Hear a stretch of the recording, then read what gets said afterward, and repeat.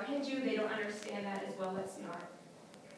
That doesn't exist to them. They don't have the Christianity, they don't have that.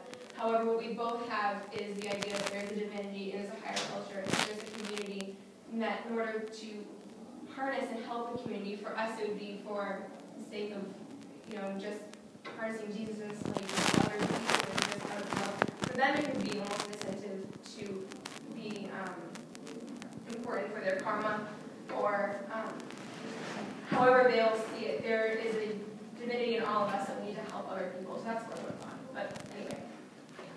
No, that's good. I mean, even if you didn't fully articulate it, I mean, Judge will ask you to kind of explain that. Yeah. And that's what you should do.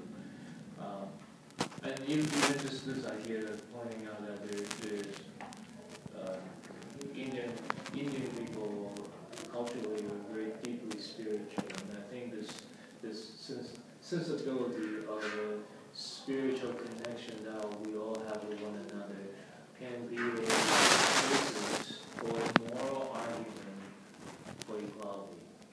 And essentially, at the end, you're making two arguments.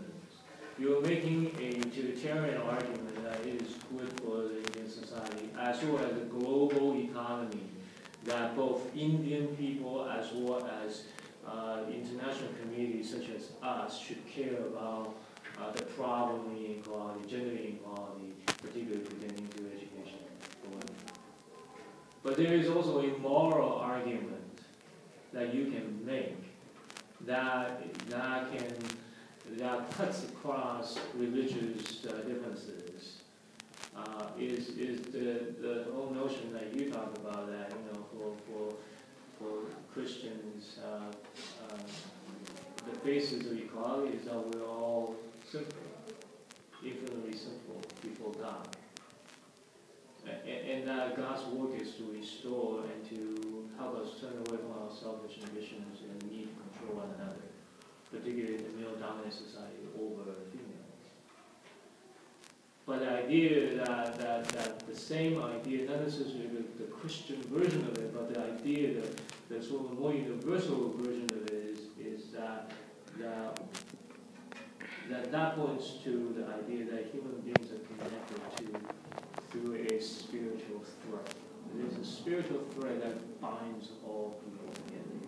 I think that, regardless of the religions, if you're deeply spiritual, you will accept that. And you can argue that with a diverse society in India, many are Hindus, some are Muslims, and very few are Christians. But no matter what, in that diverse society, people are very spiritual. And that becomes a basis for your moral argument. You have a utilitarian argument, practical argument, and you have the moral argument for the need. Other feedback and suggestions for discussion? Any questions that you think we should put on? Because you're writing for women to be educated so that they can become part of the workforce, couldn't you say that they don't necessarily need to be educated? Couldn't they just be put into cheap labor or something to help the economy move in some way? Why spend money to educate them? That's a good question. No, that's a very valid point. However, India is very technical right now. They're really into computers and into software, and they're into things that can't really be done in cheap labor. And it's very important to understand that even though that can happen in cheap labor, obviously does happen. It's terrible, but it's going to be rampant in society. However, the idea that women can work for good wages is different than working for nothing. And if they work for good wages and then if they get an education, they will get jobs that can sustain themselves and sustain their family, as opposed to cheap labor may not sustain them very much at all. It's essentially a form of slavery. It doesn't need to be that. So it would be, women need to have the mind to understand this. Also comes through education. They need to understand that what could be tricks, what could be legitimate sources of income. You're arguing at the consider this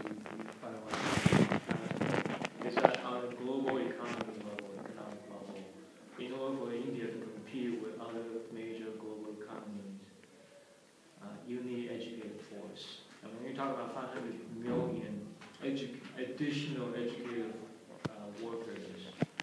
That could be about. So you want to make an argument that the global economy needs this one. They can't be just sitting at home and cook and take care of babies, but that they need to be educated.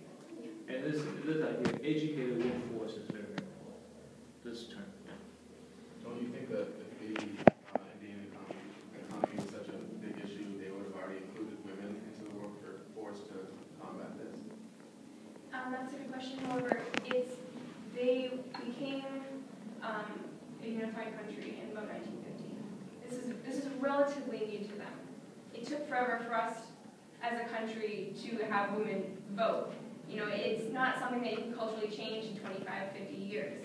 It's something that's going to take years, and it's going to, while it's improving, as said in the statistics, for example, women rose from 2001, 54% literacy to, I want to say like 65%, I can remember, but like they rose significantly in the last 10 years, literacy rates. So it is improving, however, it's not going to happen overnight.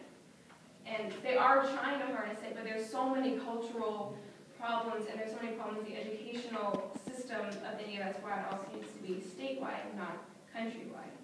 That needs to be addressed, and it'll work slowly at a gradual rate, hopefully. You said like it's a large part of the caste system with the women in the low down. Do you think that by doing this it will damage the caste system, and since it's such a fundamental part of their society, like I guess you could ask like how would it change society socially like that, and would it damage Like how is it westernizing? or like what's already there? Like if the caste system is so fundamental to their society, is this change going to be affecting like all levels of it?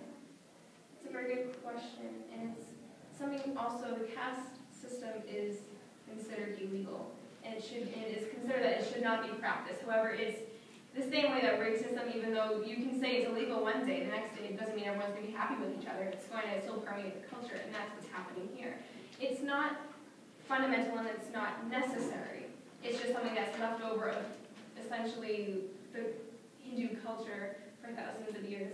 They're trying to move forward and they're trying to call themselves a democracy, but that won't be able to happen unless they eliminate this problem and they eliminate the rampant sexism and dehumanization of the Shudras, and if they want to be democracy, they're going to have to let that go. That's what they're trying to move forward. They're trying to move forward in the global economy, and that's going to have to drop away. I think, yeah, that what you just said about them wanting to be, like, things of that was really good. I don't know if they'll ask you for, like, how you know, like, I know you have information, but they might ask you, like, so how do you know that they want it this way? So, like, if you have information on that, because that made a lot of sense, like, them wanting it. That's a good argument. Good. Well, thank you very much. Okay, Judy, you